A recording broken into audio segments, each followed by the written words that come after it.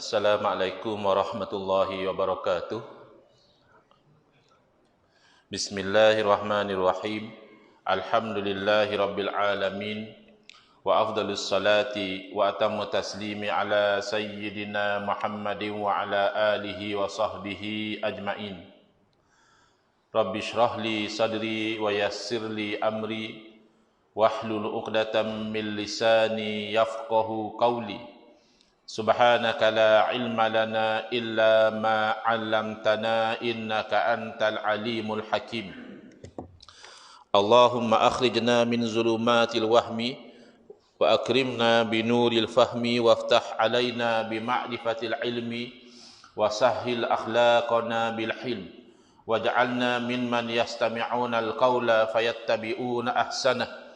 Allahumma ati nufusana taqwaha wa zakkiha anta khairu man zakkaha anta waliyuha wa maulaha.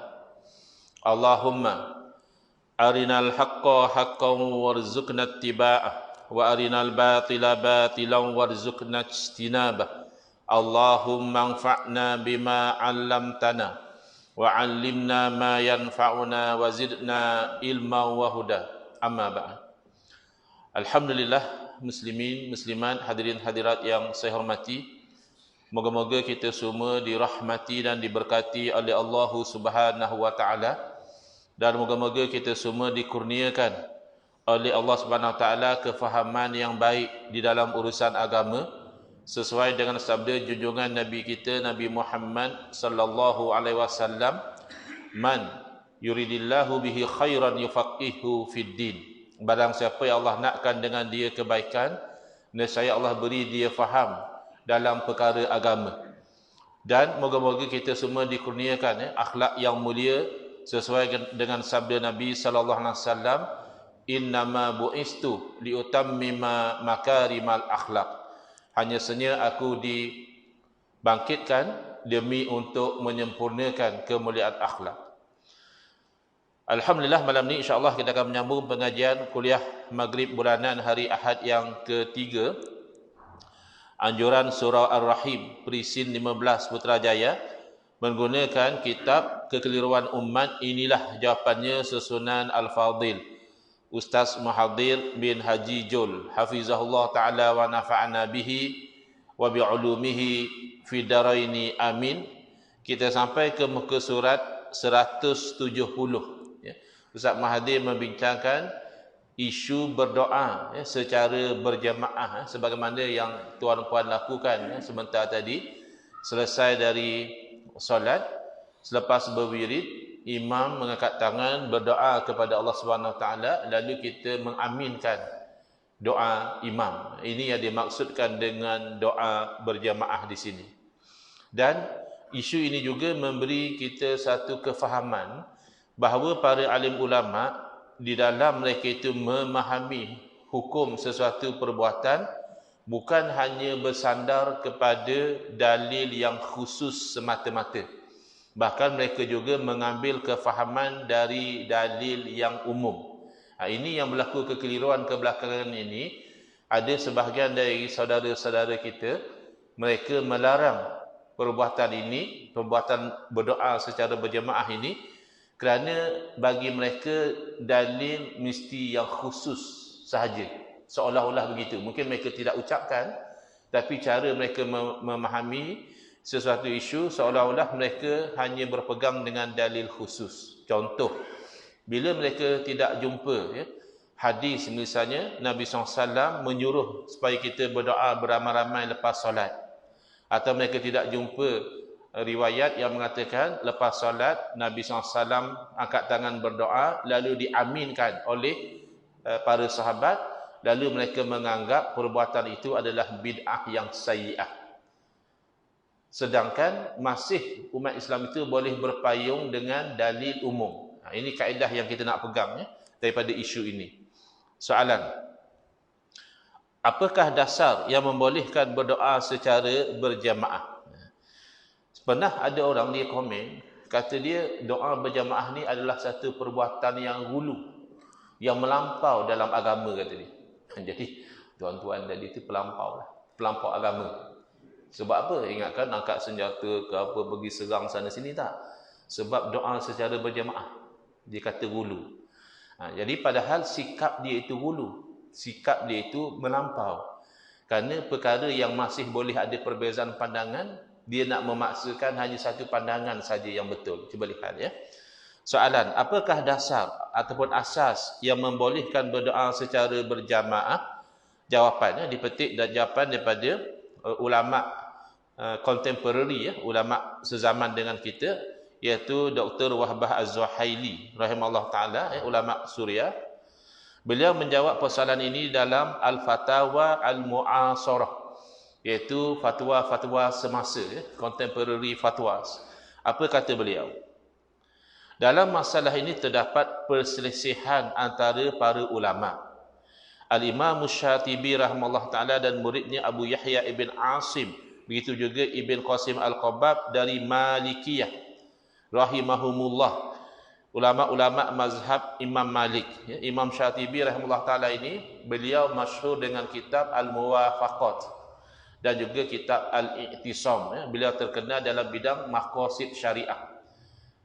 Tentang objektif daripada syariah ini beliau, kita berkatakan, menulis secara khusus. Tapi dalam bab bid'ah, beliau mempunyai pandangan yang sangat berbeza dengan sekian ramai para ulama yang lain. Sehingga kan perkara-perkara yang dianggap harus dibolehkan di sisi para ulama yang lain dinilai sebagai bid'ah yang terlarang di sisi Imam Syatibi rahimahullah taala. Beliau ulama mazhab Maliki dari segi fiqh dan Asy'ari dari segi akidah. Kenapa? Kerana tidak pernah diketahui bahawa Rasulullah SAW pernah berdoa secara berjamaah. Ini pendirian beliau. Ya. Dan hal itu sentiasa demikian sepanjang umur baginda. Kemudian pada Khulafa' Ar-Rasyidin setelah baginda, kemudian Salafus Soleh. Ya, ini satu sudut pandangan. Baik, sudut yang lain, adapun yang dilakukan oleh kebanyakan ahli sunnah wal jamaah, di antaranya Ibn Irfah Al-Maliki dan jumhur fuqaha mazhab. Maknanya dalam mazhab Maliki sendiri tidak seia sekata. Demikian fuqaha mazhab yang lain tidak sepandangan dengan Imam Syatibi rahimahullah taala. Kenapa mereka tidak melarang doa beramai-ramai lepas solat ini? Ini adalah berdasarkan apa yang disebutkan oleh Al-Hafiz Al-Hakim dalam Mustadraknya. Sahih isnad hadis. Mana hadis ini tak ada masalah dari segi sanadnya kuat, yang menyatakan bahawa Nabi SAW bersabda yang bermaksud tidaklah berkumpul sekumpulan orang. Itu pertama. Yang kedua, lalu sebahagian mereka berdoa. Yang ketiga, sementara yang lain mengaminkan doa tersebut. Natijahnya apa? Melainkan Allah akan mengkabulkan doa itu. Jadi, pertama ada elemen berkumpul. Yang kedua, sebahagian saja berdoa, bukan semua. Sebahagian itu memadailah seorang. Kemudian apa yang dilakukan oleh orang lain yang berkumpul sama-sama tadi? Mereka mengaminkan doa orang itu. Apa natijah daripada perkara ini? Nabi SAW beritahu Allah akan kabulkan doa yang didoakan. Dan ini munasabah. Kalau doa seorang, kadang-kadang kita tak menghayati pun doa kita. Mungkin kita berdoa dalam keadaan belum bertaubat kepada Allah Ta'ala. Tapi bila sekumpulan, mungkin yang ini tidak khusyuk, yang mengaminkan khusyuk. Ya, mungkin yang mengaminkan itu sambil lewa, yang berdoa itu seikhlas hati. Jadi Nabi SAW beritahu, kalau berlaku macam itu, maka Allah Ta'ala akan memperkenankan doa. Tidakkah itu yang berlaku doa selepas solat? Bahawa kita itu dalam satu kumpulan, bahawa satu orang saja yang berdoa, bahawa yang lain itu mengaminkan doa dia. Itu kita kata terpayung dengan dalil umum. Tidak nanti ada satu dalil yang khusus barulah dibolehkan, tidak semestinya. Lalu kata Dr. Wahbah Zahili rahimahullah taala, terdapat risalah yang baik, maknanya satu tulisan yang kecil dan dapat dipercayai dalam hal dalil berdoa secara berjemaah. Jadi ada satu orang American Muslim, ya, orang Amerika tapi beragama Islam. Jadi dia telah mengumpulkan dalil-dalil berkaitan dengan doa secara berjamaah ini.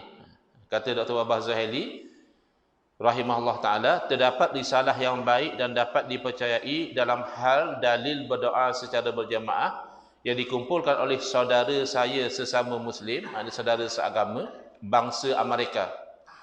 Dr. Wahbah Zuhaili, Suria, ya, rakyat Suria. Dia memberikan kepada saya salinannya yang di dalamnya terdapat banyak dalil, di mana diaminkan oleh orang yang berdoa dan yang mendengar. Ya. Yang kedua, telah sabit bahawa Hubaib bin Maslamah Al-Fihri rahimahullah ta'ala, salah seorang yang mustajab doanya ketika memimpin tenteranya menghadapi musuh, berkata kepada tenteranya. Jadi dia ajak doa ramai-ramai. Secara khusus tidak ada dalil kata kalau nak pergi berperang doa secara berjemaah. Secara khusus tidak ada. Tapi dalil ini sudah memadai untuk memayungi. Kata beliau kepada tentera beliau, aku pernah mendengar Rasulullah SAW bersabda, tidaklah berkumpul satu kumpulan, lalu salah seorang berdoa dan diaminkan oleh orang yang lain, melainkan Allah Ta'ala akan menyahutnya, yakni akan memakbulkan doa tersebut. Kalau lihat di nota kaki, ini kisah ini diriwayatkan oleh Imam Tabrani, dan menurut Al-Hafiz Al-Haytami dalam Majma' Az-Zawaid, para perawinya adalah para perawi yang meriwayatkan hadis yang sahih, melainkan Ibnu Lahiyah yang merupakan seorang yang dhaif. Walaupun taraf hadis ini dhaif, ia boleh diamalkan kerana termasuk di dalam fadailul a'mal. Ya, kerana hukum berdoa itu dah pasti seorang ke ramai-ramai dibolehkan. Tapi fadilatnya bila seorang berdoa, yang lain aminkan, Allah akan perkenankan doa. Jadi kita sudah maklum dalam bab yang keempat yang lalu, bahawa para ulama sepakat bersandar kepada hadis yang dhaif dalam bab fadail. Selesai. Isu yang seterusnya di muka surat 172, bersalam selepas solat. Ya, ini amalan biasa yang dilakukan oleh masyarakat, terutamanya di negara kita, di negara jiran, dan juga di setengah negara Arab. Ya. Lepas daripada solat, bersalam-salaman. Dan ini sudah berlaku semenjak lama. Sekurang-kurangnya kita tahu di zaman Imam Nawawi rahimahullah ta'ala pun dah berlaku. Sebab ada orang tanya kepada Imam Nawawi tentang perkara ini. Jadi apa poin yang kita nak ambil di sini? Kita nak ambil poin, ya, kaedah dia. Yang tadi tu kita nak ambil kaedah bahawa dalil sesuatu perbuatan tidak semestinya dalil khusus. Boleh sahaja dalil umum. Okey. Di sini kita nak ambil apa? Di sini kita nak ambil kaedah bahawa bid'ah bukan hukum.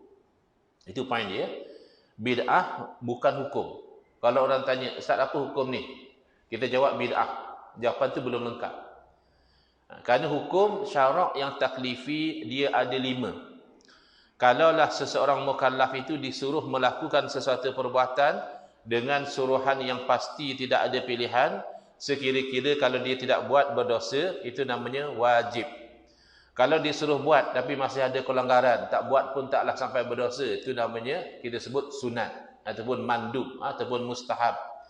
Kemudian kalau diberi pilihan, nak buat boleh, tak nak buat pun tak ada masalah, itu namanya mubah, harus.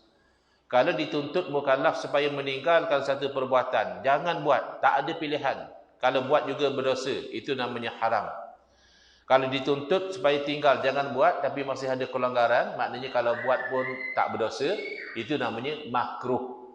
Maka ini 5 hukum syarak. Bid'ah bukan hukum syarak. Jadi di sini, bersalam lepas solat, Imam Nawawi memang akui itu perbuatan bid'ah. Memang Imam Nawawi akui itu bid'ah. Tapi Imam Nawawi tidak mengharamkan. Ada 2 hukum yang disebut Imam Nawawi, sama ada harus atau sunat. Nanti kita lihat, ya. Soalan.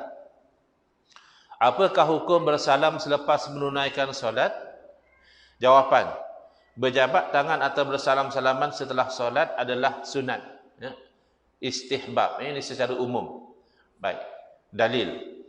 Hadis riwayat Imam Bukhari rahimahullah taala dalam sahihnya dalam bab manaqib daripada Abu Juhaifah radhiyallahu anhu, beliau berkata, Rasulullah SAW sedang melakukan perjalanan dari Hazirah menuju kota Battah.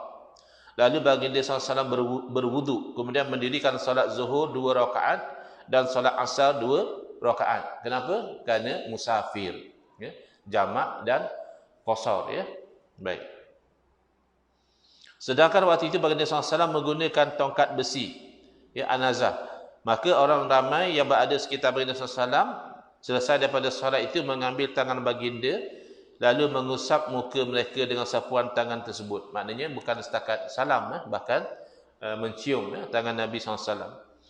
Abu Jaifah berkata, lalu aku pun memegang tangan baginda sallallahu alaihi wasallam, maka aku pun meletakkan tangan itu di wajahku, di mana aku rasakan tangan baginda sallallahu alaihi wasallam itu lebih sejuk daripada air dan lebih wangi daripada bauan minyak wangi. Maknanya kalau memang bersalam lepas solat tak boleh, tentulah Nabi larang. Sehingga lepas solat jangan salam. Tapi Nabi SAW biarkan saja. Berarti perbuatan itu tidak dilarang. Ini dalil umum, ya. Rasulullah SAW bersabda, tasafahu yazhabul ghillu wa tahadu tahabbu wa tazhabu syahna. Tasafahu, hendaklah kamu itu berjabat tangan, bersalam-salaman. Apa hikmah dia? Yazhabul ghil, menghilangkan rasa sakit hati. Kadang-kadang kita sesama manusia ni, even kawan atau jiran atau office mate, ada benda-benda tu kita terbuku dalam hati. Tapi bila dah bersalam, hilang yang rasa galat dalam hati itu, hilang. Itu hikmah bersalam. Kemudian yang kedua, hikmah memberi hadiah. Watahadu, saling hadiah menghadiahkan. Tahabbu, nescaya akan membawa kamu tu berkasih sayang dan hilang perasaan benci dalam hati. Jadi amalan exchange of gift ni, kita bagi hadiah pada dia, sekali-sekala dia bagi hadiah pada kita. Itu baik. Itu daripada sunnah. Tak kisahlah dengan kawan ke, dengan jiran ke, dengan pasangan sendiri ke, kan seronok sekali-sekala suami bagi hadiah kat isteri, sekali-sekala suami balik rumah, isteri ada bagi hadiah. Ini boleh menambahkan kasih sayang. Tapi poin yang nak disebut di sini adalah suruhan bersalaman. Adapun berjabat tangan setelah selesai solat, di kalangan fuqaha tidak ada seorang pun yang mengharamkan. Tapi zaman kita jangan, ada yang terlampau ekstrim. Kalau kita nak salam, dia tak mahu. Ini bid'ah, ini tidak sunnah, kata dia. Okay. Mereka berpendapat hukum berjabat tangan adalah sunat. Para ulama berpendapat hukumnya adalah sunat dan itu adalah bid'ah yang hasanah ataupun bid'ah yang mubah. Macam mana perincian dia? Dia beza, ya. Al-Imam An-Nawawi rahimahullah ta'ala juga menganggap ia adalah sesuatu yang baik dilakukan. Mas'alatun halil musafahatu ba'da salatil asri was subhi fadilatun aula. Jadi ada orang menimbulkan persoalan kepada Imam Nawawi rahimahullah ta'ala, adakah bersalam-salaman lepas daripada salat asar dan salat subuh adalah satu kelebihan ataupun tidak? Ada apa fadilat ke bersalam lepas dua waktu ni? Kerana pada zaman itu yang bersalam adalah lepas dua waktu ni, subuh dan asar. Kenapa? Wallahu alam, tapi kemungkinan besar kerana dua waktu ini tidak ada solat sunat ba'diyah. Kan yang lain zuhur, maghrib dan isya ada ba'diyah. Jadi oleh kata ada ba'diyah, lepas sembahyang masing-masing sibuk dengan ba'diyah. Tapi dua waktu ni, asar dan subuh tidak ada ba'diyah. Jadi free. Bila free, mereka bersalam-salaman. Jadi bila masyarakat tengok macam tu, ada yang nak tahu, ada kelebihan ke ni bersalam lepas solat? Baik. Al-jawab, jawab Imam Nawawi rahimahullah ta'ala. Tengok ya, halus ya cari Imam Nawawi menjawab. Sebab Imam Nawawi ni orang yang alim. Beliau tahu bahawa bid'ah bukan hukum. Hukum perlu kepada dalil. Maka Imam Nawawi rahimahullah ta'ala melihat, Imam Nawawi ni orang yang dalam dada beliau ayat Quran memang hafal, hadis ratusan ribu dalam dada beliau. Sekali dengan perawi. Bukan setakat matan hadis, perawi pun beliau hafal. Dan beliau tahu status perawi itu sahih ke tak sahih, dhaif dan sebagainya. Maka sealim Imam Nawawi, beliau tidak jumpa dalil yang mana Nabi SAW suruh bersalam lepas solat secara khusus, tidak ada. Nabi SAW bersabda misalnya, apabila kamu selesai menunaikan solat, fardu, hendaklah kamu bersalam-salaman. Tak ada. Kalau ada, mungkin wajib, mungkin sunat. Kerana bila Nabi SAW suruh, ya, ini dua kemungkinan hukum. Kemudian Imam Nawawi juga mendapati tidak ada dalil yang melarang secara khusus. Misalnya Nabi SAW bersabda, hendaklah kamu itu bersalam-salaman, kecuali kalau lepas solat, jangan bersalam. Misal, tak ada. Kalaulah takdir ada dalil sedemikian, boleh jadi hukumnya haram, boleh jadi makruh. Kerana ini dua kemungkinan bila Nabi larang. Tidak ada dalil yang menyuruh secara khusus tenafi wajib dan sunat. Tidak ada dalil yang melarang secara khusus tenafi haram dan makruh. Dan 4 hukum tenafi. Tinggal tersisa satu lagi hukum, namanya mubah. Sebab itulah Imam Nawawi mengatakan bersalaman lepas solat ini adalah harus. Ya. Lihat pendetilan dia. Al-jawab, al-musafahatu sunnatun indat talaqi. Jawapan, bersalam-salaman adalah satu sunnah ketika berjumpa. Perhatikan, sunnah dalam perkataan bahasa Arab ni biasa berberti amalan yang dilakukan atau dianjurkan oleh Nabi SAW. Bukan makna sunat. Jangan kita ingat sunnah tu maknanya sunat. Ya, sunnah tu makna yang diajar oleh Nabi. Ya, bila berjumpa, salam. Itu adalah sunnah, maknanya ajaran Nabi. Wa amma takhsisun nasi laha ba'da hataini salataini fa ma'dudun fil bid'ah. Adapun mengkhususkan orang ramai mengkhususkan bersalam-salaman lepas daripada solat subuh dan solat asar, maka itu termasuk daripada amalan bid'ah. Imam Nawawi akui sebab zaman salaf tak berlaku. Zaman Nabi tak berlaku. Maka benda itu bid'ah. Tapi dia kata apa? Fa ma'dudun fil bid'atil mubahah. Maka ia itu tergolong daripada bid'ah yang harus boleh dilakukan. Ini perincian dia. Wal mukhtar, dan pandangan yang terpilih adalah annahu in kana hadha syakhsu qad ijtama'a huwa wa huwa qabla as-salati fa huwa bid'atun mubahatun kama qila. Bahawa sekiranya orang ini, dia dan kawan dia itu dah berjumpa dah sebelum salat. Datang awal ke surau, ya. Jadi dah jumpa dah hai, dah salam, ya. Kemudian lepas solat dah jadi kebiasaan, maka salam lagi sekali. Padahal dah jumpa dah sebelum salat. Yang macam inilah yang dikatakan harus, sebagaimana yang diterangkan kata Imam Ghazali, kata Imam Nawawi. Ya, dah berjumpa sebelum solat, tapi lepas solat salam lagi. Ya, ini harus. Wa in kana lam yajtami'a fa huwa mustahabbun li'annahu ibtada'a al-liqa. Adapun kalau kedua-dua mereka tadi belum berjumpa lagi sebelum salat. Macam ramai pada kita tadi masuk-masuk terus salat, tak ada jumpa siapa-siapa pun. Maka bersalaman lepas solat itu adalah sunat. Kerana dia termasuk baru berjumpa. Kerana hukum umumnya kalau kita baru berjumpa dengan saudara dia, saudara seagama, salam, sunat salam. Yang tadi itu dah jumpa dah. Dah salam dah pun. Lepas solat dia salam lagi. Itu harus. Harus maknanya apa? Nak buat boleh, tak nak buat pun tak mengapa. Jadi kalau ada orang lepas sembahyang dia tak nak salam, tak apa. Benda harus. Itu asalnya begitu, ya. Dan yang nak salam pun silakanlah, kerana benda itu harus. Tetapi dia ada satu pertimbangan.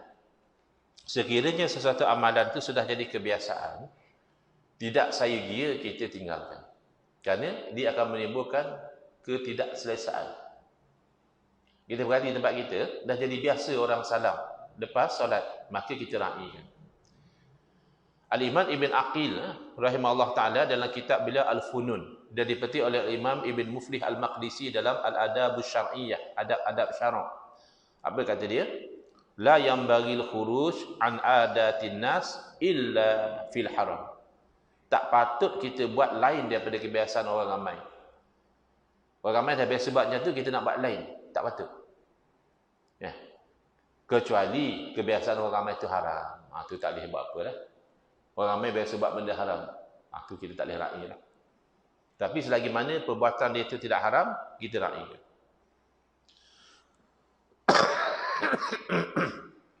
Jadi oleh kerana orang dah biasa bersalam lepas solat, kita raikan. Ini ambil daripada mana ni? Kaedah ni. Ambil daripada sikap Nabi sallallahu alaihi wasallam dan juga para alim ulama. Nabi SAW beritahu pada Sayyidina Aisyah radhiyallahu anha bahawa Kaabah yang ada pada masa itu tidak dibina sebagaimana dibina oleh Nabi Ibrahim alaihissalam. Sebaliknya dibina lebih kecil. Kerana masa itu mungkin dilanda krisis ekonomi atau macam mana, tak cukup bajet. Bila Kaabah runtuh akibat banjir, dibina semula kecil. Sepatutnya Kaabah tu memanjang sampai ke Hijri Ismail. Yang kita kata Hijri Ismail yang terbuka tu, itu sebenarnya Kaabah. Jadi sepatutnya dia segi 4 tepat ya, macam kotak. Ini dia yang Kaabah yang sekarang ni macam cube. Segi 4 sama. Kalau ikut spesifikasi asal tidak. Jadi Sayyidina Aisyah mencadangkan kalau begitu tidaklah sepatutnya Nabi SAW meruntuhkan dan bina lain. Nabi SAW menjawab, laula hidsan qaumiki bil jahiliyah la fa'altu. Kalaulah tidak kerana kaum kamu masih baru dengan zaman jahiliyah, niscaya aku akan lakukan. Jadi Nabi SAW bimbang, orang dah biasa Kaabah macam itu, tiba-tiba pergi runtuh akan jadi kecoh. Jadi itu sikap Nabi SAW. Begitu juga misalnya Imam Ahmad bin Hanbal rahimahullah ta'ala, beliau mempunyai pendirian bahawa sebelum daripada solat fardu maghrib, sunat dilakukan solat 2 rakaat. Ini fatwa beliau lah. Kalau solat fardu maghrib tu, solat dulu 2 rakaat sebelum solat fardu maghrib, sunat. Tapi orang perhati, murid-murid perhati, beliau tak buat pun. Orang tahu fatwa beliau sunat, tapi beliau tak buat pun. Jadi bila ditanya, kenapa beliau tidak buat solat 2 rakaat yang beliau kata sunat tu, beliau menjawab, kerana aku dapati orang di sini tidak buat. Jadi tinggal benda sunat tidak haram, maka beliau meraihkan. Jadi dalam bab bersalam ini, oleh kalau di tempat itu orang biasa bersalam-salaman, maka kita raihkan. Tapi kadang-kadang orang perangai ini dia suka buat lain pada orang. Khalif tu orang buat berbeza cepat sikit famous. Kalau buat acara ramai lambat famous. Kan? Ramai-ramai orang duk buat sambutan madu Rasul, kita kata bid'ah, Nabi tak buat. Law kana khairan la sabaquna ilahi. Kalau lah sambut Maulid tu bagus, tentulah generasi salaf buat. Tak tahu kita buat juga. Namanya Forum Zikra Rasul. Sepenuh Rabiul Awal kita menghayati sirah Nabi. Habis yang orang duk buat selama ni bukan zikra Rasul kah? Orang buat Maulid itu bukan kerana nak ingat Nabi kah? Orang sambut Maulid sama ni bukan cerita sirah Nabi kah? Awak yang kamu nak berlain sangat. Ya. Maulid bid'ah, zikra Rasul okey. Pasal sebenarnya Rabiul Awal tu bulan Nabi wafat. Dah apa bezanya? Apa masalah kalau bulan Rabiul Awal tu bulan Nabi wafat? Dan kalau kebetulan Rabiul Awal juga bulan Nabi lahir. Dia isunya bukan tarikh tu. Isunya kita sebagai umat Nabi bergembira dengan kelahiran Nabi SAW. Maka kita ingat balik sejarah Nabi, kita cerita balik sirah Nabi, kita hidupkan kembali sunnah Nabi. Itu tujuan Maulid. Jadi tak perlulah nak berlain sangat daripada orang ramai, kerana itu akan menimbulkan kekecohan yang tidak perlu. Baik, jadi kesimpulan daripada bersalam lepas solat ini memang tidak berlaku di zaman salaf, maka ia adalah bid'ah, perkara baharu. Adapun hukumnya, kalau sebelum solat dah berjumpa, lepas solat salam lagi, harus, boleh, tidak ada dalil yang menyuruh, tidak ada dalil yang melarang. Sementara kalau sebelum solat belum berjumpa, maka lepas solat itu sunat bersalam kerana dianggap baru berjumpa. Jadi hukum bersalam bila baru berjumpa adalah sunat. Selesai. Seterusnya, doa kunut pada solat subuh. Ya, dah 2 kaedah yang kita tengok. Kaedah pertama, dalil tidak semestinya dalil khusus, boleh saja dalil umum. Yang kedua, perkara bid'ah bukan hukum. Hukum kena tengok dalil. Yang ketiga, dalam ada dalil khusus pun ulama masih boleh khilaf. Ini yang namanya berlapang dada ni. Ada orang dia hanya nak suruh berlapang dada dengan pandangan dia, tapi dengan khilaf ulama dia tak mahu berlapang dada. Dia nak pegang yang dia pegang, yang lain dia anggap bid'ah. Tidak begitu. Cuba lihat. Muka surat 175. Doa kunut pada salat subuh. Hukum doa kunut pada salat subuh. Soalan. Ada pendapat yang mempertikaikan membaca doa kunut pada rakaat kedua salat subuh. Bagaimana menangani permasalahan ini? Ini cerita benar ya. Ada orang dia bagi tahu pada imam. Orang ni pun dah terkenal sekarang. Dia kata imam jangan baca kunut masa solat subuh sebab bid'ah. Jadi imam pun risau juga. Habis kalau jemaah tanya, macam mana Ustaz? Ya, tiba-tiba tak baca doa kunut. Dia cakap imam cakap lah imam lupa. La ilaha illallah. Berbohong tu dah tak ada khilaf. Kamu nak lari pada benda ada khilaf, kamu ajar imam buat benda yang haram.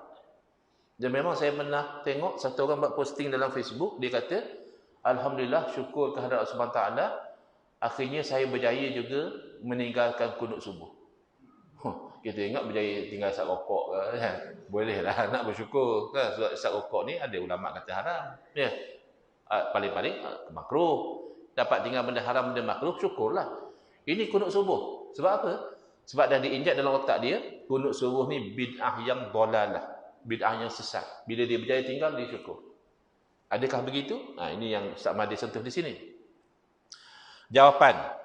Menurut ulama mazhab Syafi'i, hukumnya hukum membaca kunut pada rakaat kedua subuh itu adalah sunat ab'ad. Berarti kalau ditinggalkan, sunat diganti dengan sujud sahwi. Itu maksudnya sunat ab'ad. Kalau sunat hay'ah, tak perlu sujud sahwi. Okey, mana dalil?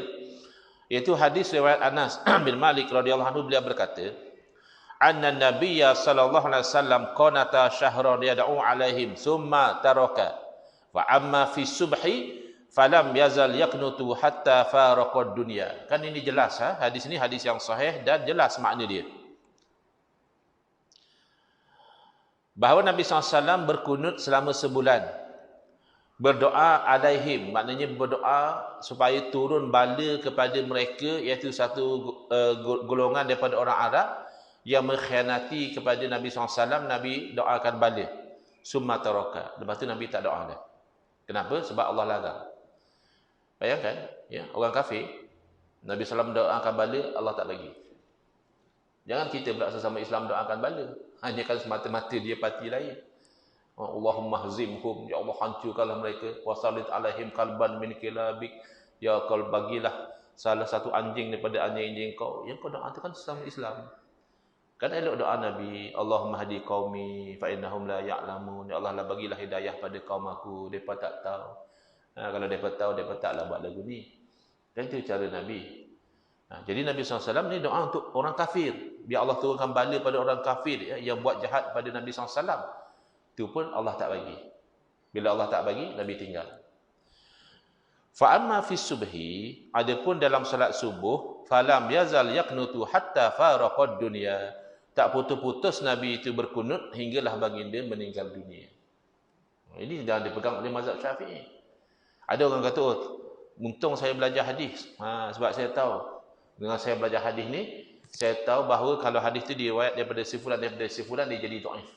Loh, siapa yang kata? Ulama sekian-sekian. Ulama sekian-sekian tu tidak setinggi Imam Syafi'i. Dia hanya ulama hadis. Imam Syafi'i ini pakar hadis dan pakar fiqh. Dia boleh berinteraksi dengan dalil. Apa saja ijtihad ulama, Imam Bukhari kah, Imam Muslim kah, ya. Tidak mengikat Imam Syafi'i. Imam Syafi'i lebih hampir dengan Nabi SAW. Imam Syafi'i layak menilai sendiri hadis itu kuat ke tak kuat. Jangan salah faham. Kalau kamu anggap pendapat Imam Syafi'i tak kuat, yang kata kunut subuh tak sunat tu kuat, itu bukan benda pelik. Sebelum daripada kamu, ulama sahabat Imam Abu Hanifah berpendirian macam itu juga. Anak murid Imam Syafi'i, Imam Ahmad bin Hanbal berpendirian kunut subuh tak sunat. Tetap khilaf tu berlaku. Sebab ijtihad seorang ulama tidak membatalkan ijtihad ulama yang lain. Kena faham yang macam tu. Tiba-tiba semata-mata kamu ada PhD, kamu nak batalkan ijtihad Imam Syafi'i. Tak boleh. Bila dah khilaf yang masyhur di kalangan ulama, dia akan kekal khilaf. Maka masing-masing bertaklid kepada mazhab masing-masing. Yang mana taklid pada mazhab Syafi'i, baca kunut. Tak payah kacau orang yang tak baca kunut. Itu mazhab dia. Yang mana taklid pada mazhab Hanafi, Hambali, tak payah kunut. Tak sunat. Ya. Jangan kacau mazhab Syafi'i dan mazhab Malik yang berkunut. Baik. Melalui hadis ini, doa yang ditinggalkan oleh Nabi SAW itu adalah kunut nazilah. Bukannya doa kunut biasa yang diamalkan dalam mazhab Syafi'i. Jadi memang disebut Nabi berkunut sebulan, lepas tu Nabi tinggal. Tapi difaham oleh mazhab Syafi'i adalah kunut nazilah, ya, yang mendoakan secara khusus tadi. Dan juga diriwayat daripada Sayyidina Abu Hurairah radhiyallahu anhu, kana Rasulullah sallallahu alaihi wasallam idza rafa'a ra'sahu min ar-ruku' fi salati subhi fi raq'ati tsaniyati rafa'a yadayhi fa yad'u bi hadha ad-du'a Allahumma hdini fi man hadait ila akhirih. Nah, ini kena belajar dengan guru lah kalau baca doa sendiri itu. Allahumma hdini fi man hadait ila akhirih. Wa sallallahu alaihi wasallam. Ila akhirih itu maknanya hingga habislah. Nah, Allahumma hdini fi man hadait wa afini fi man afait dan seterusnya. Nah, ini dalil sunat baca doa kunut lepas daripada bangkit daripada rakaat kedua salat subuh. Imam Nawawi rahimahullah taala menerangkan mazhabuna annahu yustahabbul kunut fiha. Mazhab kita adalah sunat kunut pada solat subuh, sama ada berlaku satu-satu nazilah, satu-satu kejadian ataupun tak berlaku. Wa bihadza qala aktsarus salaf. Kebanyakan salaf berfatwa macam ni. Wa man ba'dahum, dan selain daripada ulama salaf pun ramai berfatwa macam ni. Wa mimman qala bihi, siapa yang berfatwa sunat kunut subuh ni? Abu Bakar As-Siddiq, wa Umar bin Khattab, wa Utsman wa Ali, khulafa ar-rasyidin 4 orang. Wa Ibn Abbas wal Barra ibn Azib radhiyallahu anhu. Nanti kita akan sambung lagi ya insya-Allah, kerana ada juga pandangan yang berbeza. Bismillahirrahmanirrahim. Alhamdulillahirabbil alamin. Wassalatu wassalamu ala asyrafil anbiya'i wal mursalin wa ala alihi wa sahbihi ajma'in. Allahumma syrah sudurana wa ahsin akhlaqana wa azim ujurana wa nawwir qulubana bi nuri hidayatika kama natarada bi nuri syamsika abadan abada bi rahmatika ya arhamar rahimin. Allahumma anqulna min dhil ma'siyati ila izzi ta'ati ya arhamar rahimin. Wa sallallahu ala sayidina Muhammadin wa ala alihi wa sahbihi wasallam walhamdulillahi rabbil alamin. Amin ya rabbal alamin.